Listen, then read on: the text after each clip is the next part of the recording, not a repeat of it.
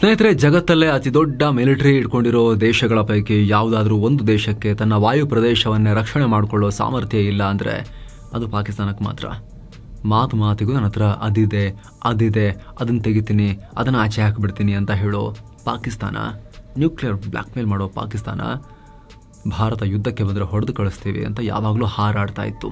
ಆದರೆ ಅರ್ಧ ಗಂಟೆ, 1 ಗಂಟೆ, 1.5 ಗಂಟೆಗಳ ಕ್ಷಿಪ್ರ ಕಾರ್ಯಾಚರಣೆಗಳಲ್ಲೇ ಲಾಸ್ಟ್ 2-3 ದಿನಗಳಲ್ಲಿ ಭಾರತ ಪಾಕಿಸ್ತಾನದ್ದು ಹರಿದು ಊರು ಬಾಗಿಲು ಮಾಡಿದೆ ವಾಯು ರಕ್ಷಣಾ ವ್ಯವಸ್ಥೆಯನ್ನು. ಪಾಕಿಸ್ತಾನದ್ದು ಎಷ್ಟು ದೊಡ್ಡ ಹೋಲ್ಸ್ ಅನ್ನ ಕ್ರಿಯೇಟ್ ಮಾಡಿದೆ ಭಾರತ ಅಂತ ಹೇಳಿದ್ರೆ, ನಮ್ಮ ಕ್ಷಿಪಣಿಗಳು ಆರಾಮಾಗಿ ನುಗ್ಗಿ ಪಾಕಿಸ್ತಾನದ ಹೃದಯ ಭಾಗ ಹಾಗೂ ಇತರ ಭಾಗಗಳಿಗೆ ನುಗ್ಗಿ ಧ್ವಂಸ ಮಾಡಿ ವಿಧ್ವಂಸವನ್ನ ಸೃಷ್ಟಿ ಮಾಡಿವೆ. ಅಂತ ದೊಡ್ಡ ಹೋಲ್ಸ್ ಅನ್ನ ಭಾರತ ಕ್ರಿಯೇಟ್ ಮಾಡಿದೆ ಅವರ ವಾಯು ರಕ್ಷಣಾ ವ್ಯವಸ್ಥೆಯಲ್ಲಿ, ಏರ್ ಡಿಫೆನ್ಸ್ ಸಿಸ್ಟಮ್ ನಲ್ಲಿ.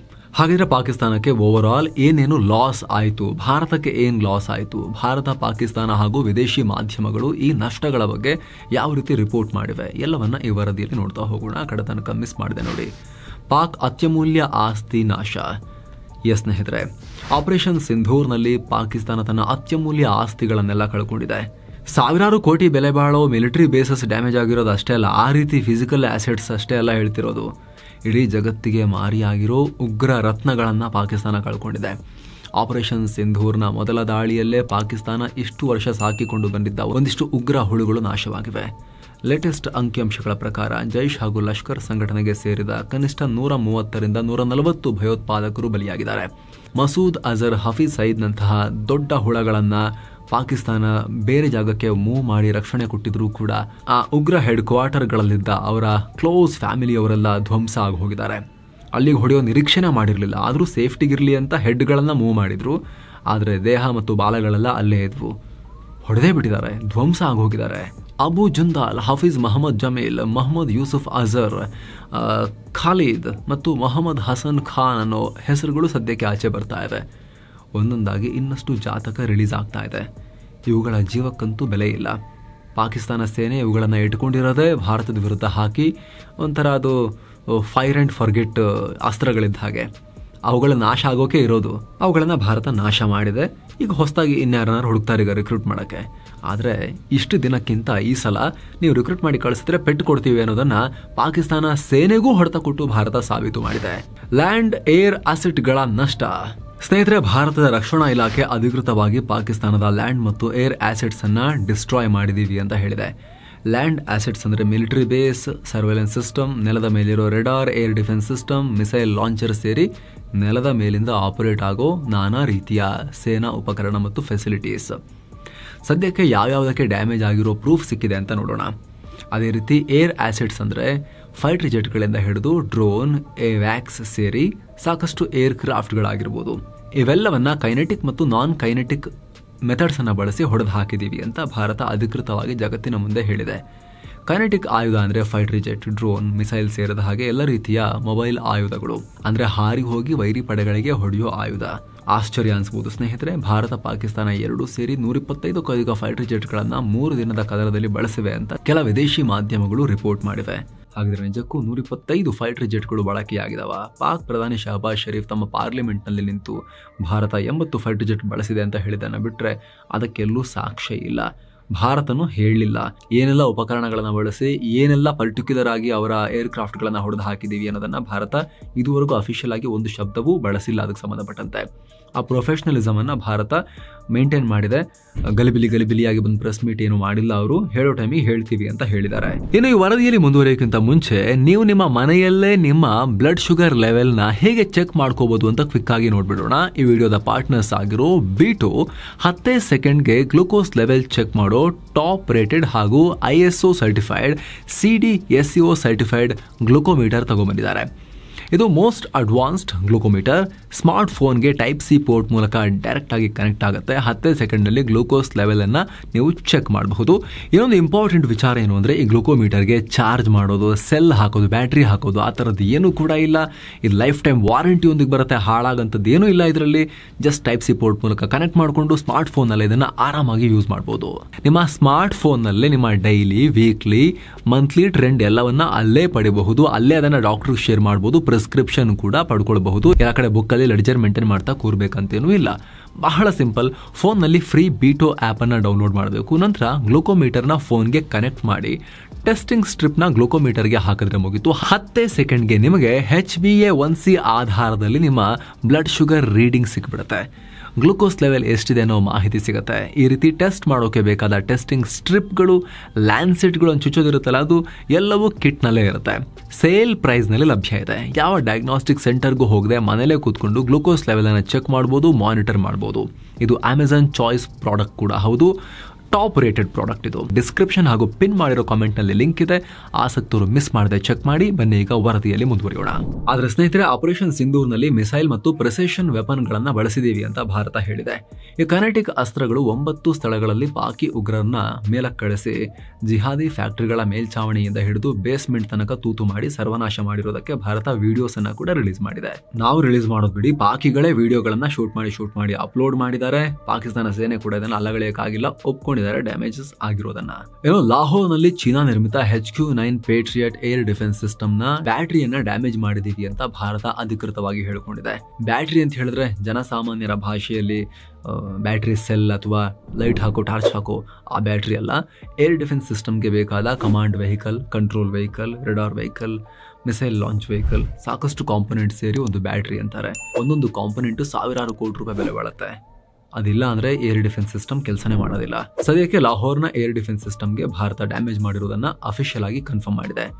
ಇಸ್ರೇಲಿ ನಿರ್ಮಿತ ಹಾರ್ಪಿ ಡ್ರೋನ್ ಅದನ್ನ ಉಡಾಯಿಸಿರೋ ರಿಪೋರ್ಟ್ಸ್ ಇವೆ. ಪಾಕಿಸ್ತಾನ ಸೇರಿ ಚೀನಾದ HQ-9 ಏರ್ ಡಿಫೆನ್ಸ್ ಸಿಸ್ಟಮ್ ತಗೊಂಡಿರೋ ದೇಶಗಳ ಮುಖ್ಯಸ್ಥರಿಗೆ ಈಗ ದಿಗ್ಭ್ರಮೆಯಾಗ್ತಾ ಇದೆ. ಪ್ರತಿ ರಾತ್ರಿ ಪಾಕಿಸ್ತಾನದ ಡ್ರೋನ್ ಮಳೆಗೆ ಪ್ರತಿಯಾಗಿ ಭಾರತ ಸಣ್ಣ ಪ್ರಮಾಣದ ಗನ್ಗಳನ್ನೇ ಬಳಸಿ ಹೊಡೆದು ಬಿಸಾಕ್ತಾ ಇದೆ. ಆ ಡ್ರೋನ್ಗಳನ್ನೆಲ್ಲ, ಸಣ್ಣ ಪುಟ್ಟ ಡ್ರೋನ್ಗಳಿಗೆಲ್ಲ S-400 ಯೂಸ್ ಮಾಡ್ತಾ ಕೂತಿಲ್ಲ ಭಾರತ.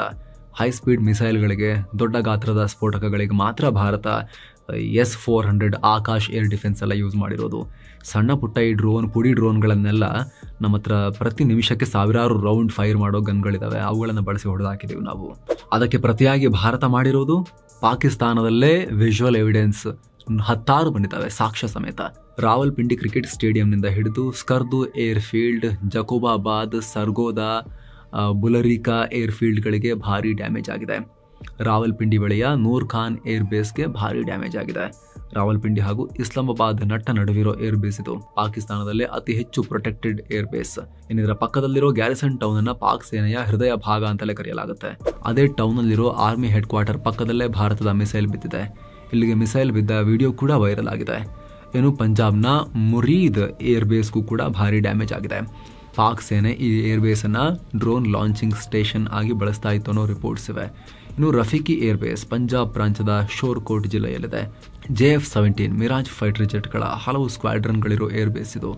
ಭಾರತ ಅದನ್ನು ಸ್ಟ್ರೈಕ್ ಮಾಡಿದೆ. ಅದೇ ರೀತಿ ಇಸ್ಲಾಮಾಬಾದ್ನಿಂದ 10 ಕಿಲೋಮೀಟರ್ ದೂರದಲ್ಲಿರೋ Chaklala air base, Murid air base radar ಸಿಸ್ಟಮ್ಗಳು, ರಹೀಮ್ ಯಾರ್ ಖಾನ್ನ ಶಸ್ತ್ರಾಗಾರ ಸೇರಿ ಸಾಕಷ್ಟು ಮಿಲಿಟರಿ ಆಸೆಟ್ಸ್ಗೆ ಭಾರತ ಹೊಡೆದಿದೆ.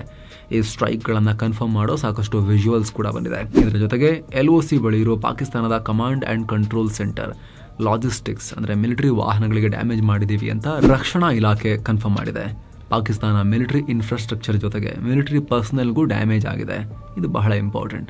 ಯಾಕಂದರೆ ಮಿಲಿಟರಿ ಪರ್ಸನಲ್ ಅಂದರೆ ಸೈನಿಕರು, ಗಡಿಯಲ್ಲಿರೋ ಸೈನಿಕರೇ ಆಗಬೇಕಂತಿಲ್ಲ. ಭಾರತದ ಸ್ಟ್ರೈಕ್ಗೆ ಡ್ಯಾಮೇಜ್ ಆಗಿರೋ ಈ ಸೇನಾಪಡೆಗಳು ಕಮಾಂಡ್ ಸೆಂಟರ್ಗಳಲ್ಲಿ ಅಲ್ಲಿರೋ ಹೈ ಲೆವೆಲ್ ಆಫೀಸರ್ಗಳು ಆಗಿರಬಹುದು ಬಲಿಯಾಗಿರೋದು. ಸೊ ಇದೊಂದು ಪಾಯಿಂಟ್. ಇದೆಲ್ಲದಕ್ಕೂ ವಿಜುವಲ್ ಎವಿಡೆನ್ಸ್ ಇದೆ, ಸಾಕ್ಷ್ಯ ಸಿಕ್ಕಿದೆ. ಸಾಕಷ್ಟು ಫೇಕ್ ವಿಡಿಯೋಸ್ ಕೂಡ ಬಂದಿದ್ದಾವೆ, ಬಟ್ ವೆರಿಫೈಡ್ ವಿಡಿಯೋಸ್ ಕೂಡ ಇದ್ದಾವೆ. ನೀವು ಸ್ಕ್ರೀನ್ ಮೇಲೆ ನೋಡ್ತಿದ್ದೀರಿ NASTP ಅಂತ ಕಾಂಪೌಂಡ್ ಮೇಲೆ ಬರೆದಿರೋದು ಸ್ಪಷ್ಟವಾಗಿ ಕಾಣಿಸ್ತಾ ಇದೆ. ಇದು ಪಾಕಿಸ್ತಾನದ ನ್ಯಾಷನಲ್ ಏರೋಸ್ಪೇಸ್ ಕಾಂಪ್ಲೆಕ್ಸ್. NASTP ಅಂತ ಸರ್ಚ್ ಮಾಡಿ ನೀವು, ನಿಮಗೆ ಸಿಕ್ಬಿಡುತ್ತೆ. ಇದರಲ್ಲಿ ಸ್ಫೋಟ ಆಗಿರೋದು, ಮಿಸೈಲ್ ಬಂದುಬಿದ್ದು ಧ್ವಂಸ ಆಗಿರೋದು ಸ್ಪಷ್ಟ ವಿಜುವಲ್ಸೇ ಇದೆ. ಯಾವತ್ತೂ ಪಾಕಿಸ್ತಾನದ ಏರ್ ಬೇಸ್ಗೆ ಈ ಘಟನೆಯನ್ನು ಹೊರತುಪಡಿಸಿ ಏರ್ ಸ್ಟ್ರೈಕ್ ಯಾವತ್ತೂ ಮಾಡೇ ಇರಲಿಲ್ಲ. ಪಾಕಿಸ್ತಾನದ ಈ ಹೈಲಿ ಪ್ರೊಟೆಕ್ಟೆಡ್ ಏರೋಸ್ಪೇಸ್ ಕಾಂಪ್ಲೆಕ್ಸ್ಗೆ ಅದಕ್ಕೆ ಭಾರತ ಈಸಿಯಾಗಿ ಹೊಡೆದಿರೋದು ಈ ದೃಶ್ಯಗಳಲ್ಲಿ ಕ್ಲಿಯರ್ ಎವಿಡೆನ್ಸ್ ಇದೆ. ಯಾವುದೋ ಬೇರೆ ಘಟನೆ ವಿಜುವಲ್ ತಗೊಂಡು ಫೇಕ್ ಹರಡ್ತಾ ಇದ್ದಾರಲ್ಲ, ಇಲ್ಲದಕ್ಕೆ ಅವಕಾಶನೇ ಇಲ್ಲ ಈ ವಿಡಿಯೋದಲ್ಲಿ. ಈ ತರ 10 ಜೆನ್ಯೂನ್ ವಿಡಿಯೋಸ್ ಎಮರ್ಜ್ ಆಗಿವೆ, ಸಾಕ್ಷ್ಯ ಸಿಕ್ಕಿದೆ. ನಾನ್ ಕೈನೆಟಿಕ್ ಆಯುಧಗಳಿಂದ ಪಾಕಿಸ್ತಾನಕ್ಕಾಗಿರೋ ನಷ್ಟ ಏನು? ನಾನ್ ಕೈನೆಟಿಕ್ ಆಯುಧಗಳು ಅಂದರೆ ಎಲೆಕ್ಟ್ರಾನಿಕ್ ವಾರ್ಫೇರ್ ಸಿಸ್ಟಮ್ಸ್ ಹಾಗೂ ಏರ್ ಡಿಫೆನ್ಸ್ ಸಿಸ್ಟಮ್ಗಳು. ಗುರಿ ಇಡದೆ ಬಟನ್ ಒತ್ತದೆ ಟೆಕ್ನಾಲಜಿ ಬಳಸಿ ಹೊಡೆದು ಹಾಕೋದು. ಪಾಕಿಸ್ತಾನ ಸಾವಿರಾರು ಸಂಖ್ಯೆಯಲ್ಲಿ ಸ್ವಾಮ್ ಡ್ರೋನ್ಸ್ ಅಂದರೆ ಖಾಲಿ ಡ್ರೋನ್ಗಳು, ಶಸ್ತ್ರಸಜ್ಜಿತ ಡ್ರೋನ್ಗಳು, ರಾಕೆಟ್ಗಳು ಹಾಗೂ ಚೈನೀಸ್ ಮೇಡ್ ಭಾರಿ ಗಾತ್ರದ ಅತ್ಯಾಧುನಿಕ ಮಿಸೈಲ್ಗಳನ್ನ ಕೂಡ ಬಳಸಿದೆ ಸಂಘರ್ಷದಲ್ಲಿ. ಲೇಟೆಸ್ಟ್ ಫತಃ ಮಿಸೈಲ್ ಅನ್ನ ಕೂಡ ಬಳಸಿರೋ ರಿಪೋರ್ಟ್ಸ್ ಇವೆ.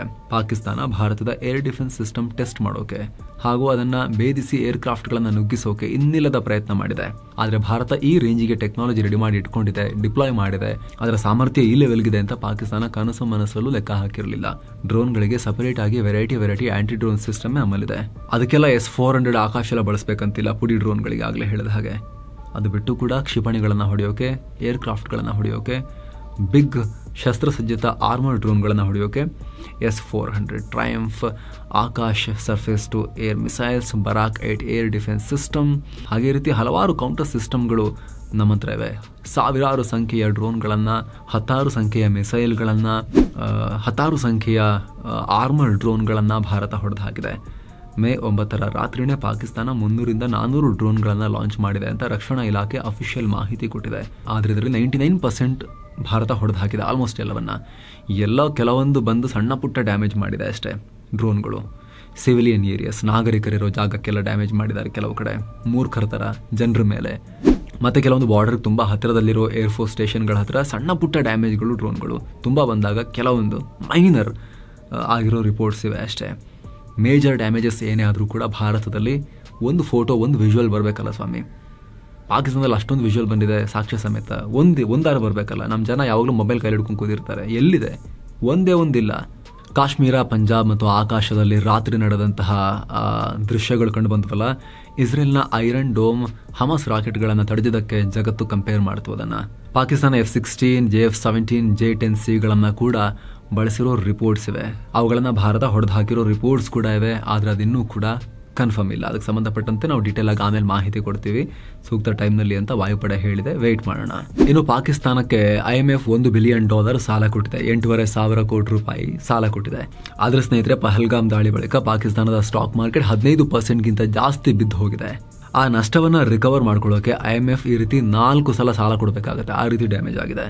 ಆದರೆ ಸ್ನೇಹಿತರೆ, ಭಾರತಕ್ಕಿಂತ ದೊಡ್ಡ ಡ್ಯಾಮೇಜಸ್ ಏನೂ ಆಗಿಲ್ಲ. ನಿಜ, ಗಡಿ ಭಾಗದಲ್ಲಿ ನಾಗರಿಕರನ್ನ ಗುರಿಯಾಗಿಸಿ ಹೇಡಿಗಳು ದಾಳಿ ಮಾಡಿ ನಾಗರಿಕರಿಗೆ ಡ್ಯಾಮೇಜ್ ಮಾಡಿದ್ದಾರೆ. ಆ ವಿಚಾರಕ್ಕೆ ಸಂಬಂಧಪಟ್ಟಂತೆ ನಮಗೆಲ್ಲ ದುಃಖ ಇದೆ. ನಾಗರಿಕರನ್ನ, ಗಡಿ ಭಾಗದಲ್ಲಿರೋ ಸಿವಿಲಿಯನ್ಸ್ನ ಪಾಕಿಸ್ತಾನ ಟಾರ್ಗೆಟ್ ಮಾಡಿರೋದಕ್ಕೆ ಅಲ್ಲಿ ಸಾವು ನೋವಾಗಿದೆ. ಜೊತೆಗೆ ಈ ರೀತಿ 100 ಡ್ರೋನ್ಗಳು ಬಂದಾಗ ಸಣ್ಣ ಪುಟ್ಟ ಪುಡಿ ಡ್ರೋನ್ಗಳಲ್ಲಿ ಬಿದ್ದು ಸಣ್ಣ ಪುಟ್ಟ ಡ್ಯಾಮೇಜಸ್ ಬಿಟ್ಟರೆ ನಮಗೆ ಮೇಜರ್ ಆಗಿ ಏನೂ ಹೊಡೆತ ಕೊಟ್ಟಿಲ್ಲ.